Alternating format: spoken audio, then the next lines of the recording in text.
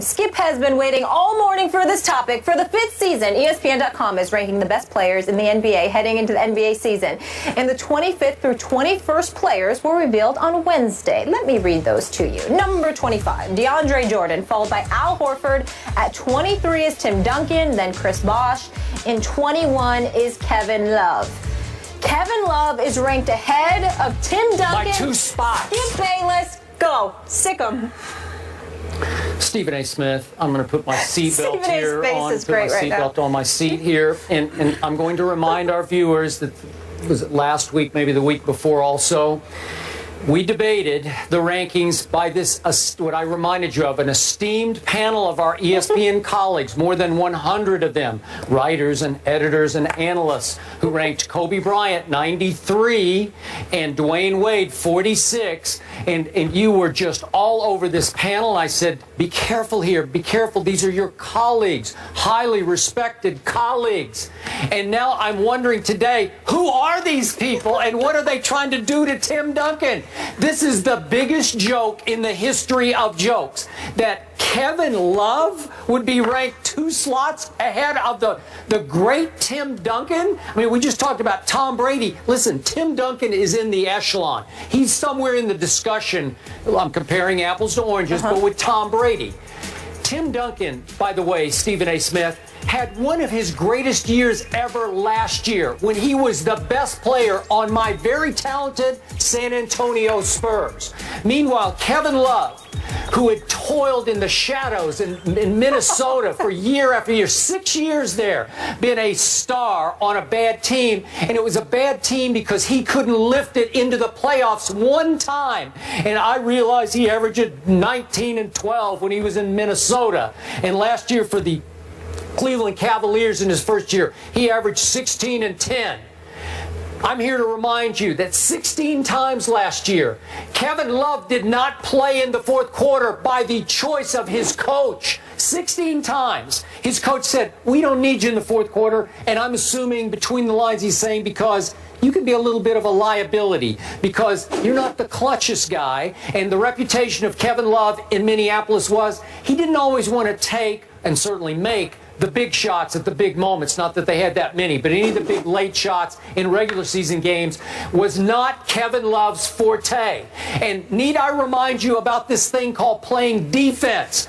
Kevin Love has never played any defense. They tried to get him to play a little bit last year, while Tim Duncan remained last year at age 38 the best rim protector in all of basketball. We could argue this all day and all night. I watch every game. Nobody guards the rim better than Tim Duncan. No jumping Tim Duncan. No dunking Tim Duncan.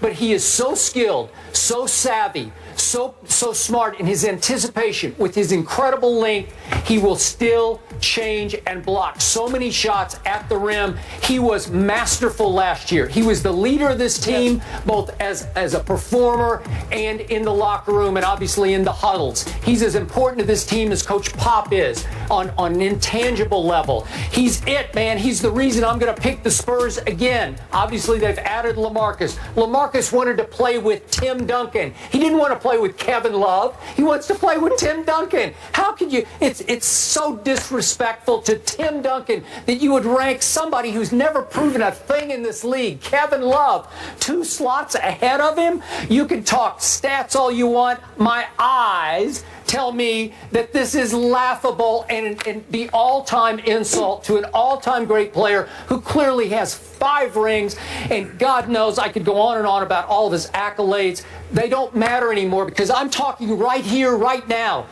Who do I want on my team? Tim Duncan or Kevin Love? Seriously, who are you going to pick in Rucker Park? I'm going to pick Tim Duncan and I'm going to beat your butt if you take Kevin Love. I'm going to scorch your butt. I'm going to run you off the floor with Tim Duncan because you won't be able to score in the lane on Tim Duncan. I have unleashed and I feel better. Thank you very much for letting me do that. I'm glad you got that off your chest. Last time we saw Tim Duncan, first thing was game 2 after they had lost game 1 by 15 to the Clippers in the first round. Second game, that age-old dinosaur known as Tim Duncan had dropped 28 and 11 on the Los Angeles Clippers. They won that game by 4 in Los Angeles. That game 7, back at the Staples Center. Thank you. Where Chris Paul drove into the lane and hit that bank shot to win that first-round series, which is one of the biggest wins in Clippers history. Tim Duncan walked off the court as San Antonio's best player, having scored 27 points, 11 rebounds. What was it, on 11 of 17 shooting from the field? This is what he has done. When he's rested the last 5 games, whereas Kevin Love had to sit out due to injury, Tim Duncan, considerably older, particularly in NBA lore, this guy missed 5 games last year, all due to rest. Voted to his 15th All-Star appearance. He's a 5-time champion, mind you. Considering the things that this man has done in his career, it is an absolute travesty that these folks with this poll, who, by the way, I still don't know who they are, and maybe that is a good thing. The reality is that it makes no sense whatsoever. If you know anything about the game of basketball, Tim Duncan, he's not the same player anymore with his back to the basket, Skip. He's an average post player in some people's eyes, but he's incredible off the pick and roll. Obviously, as a defensive presence, he's elite. A rebounder, particularly in traffic, he's elite. This guy can still do it all. His footwork is impeccable. He knows what he's doing. He's incredibly savvy. Kevin Love is not in Tim Duncan's class. Kevin Love can play. Kevin Love can ball. Kevin Love can certainly shoot 3-pointers. But at this juncture, considering his bevy of injuries, one will call Kevin Love simply a spot-up shooter in this day and age. Correct. And that's just about it, which is one of the biggest reasons why Tristan Thompson was raising holy hell about getting his money, and congratulating to him for finally getting that 5-year, $82 million deal. The reality is that you need Kevin Love if you're LeBron James and the Cleveland Cavaliers, and it's not to treat Kevin Love like he can't play, because he can play, Skip. He's a really good player, and he's a very good shooter. He's just not in the same class as Tim Duncan. Not in skill, not in IQ on the basketball court, and clearly not in accomplishments. So I don't know what the hell this .com staff or individuals were thinking. But once again, rather than bloviate and get all demonstrative and bombastic and all of that, I will simply end by saying this. I have absolutely, positively no connection to the folks conducting this poll whatsoever. Even if they are ESPN, it has nothing to do with me. I disavow any connection with them whatsoever, with some of the names that they've put in elevated positions compared to some of the names they've diminished. Tim Duncan at 23, D. Wade at 46, Kobe Bryant at 93. It's downright embarrassing.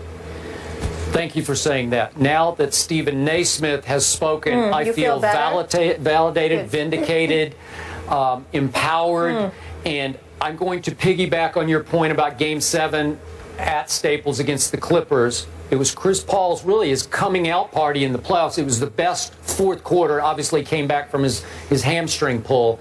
But Tim Duncan was special down the stretch in that game. And after he got called for what I thought was a bogus foul, remember, where he jumped and caught himself a little bit and barely bumped into Chris Paul after he had shot the ball, after the ball was up in the air. And they called a foul. Chris Paul made his 2 free throws to put the Clippers ahead by 2. Tim Duncan goes right down to the other end, gets fouled, steps right to the line.